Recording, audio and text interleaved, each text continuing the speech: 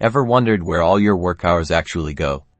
Let's dive into Clockify's idle detection feature and uncover hidden pockets of downtime impacting your productivity. First, access your Clockify workspace from your web browser once you're logged in. Navigate to the settings panel, typically found in the sidebar menu or by clicking your profile icon.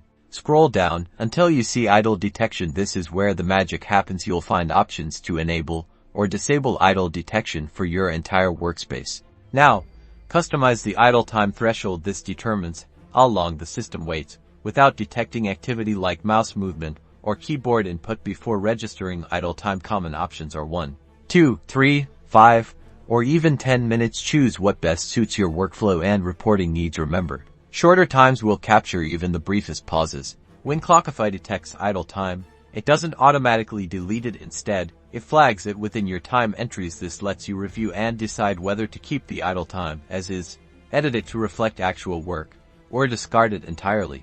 The real power lies in the reports. Clockify aggregates all that idle time data, giving you a clear overview of how much time is spent away from active tasks. Use this insight to identify distractions, streamline workflows, and ultimately, boost your team's productivity.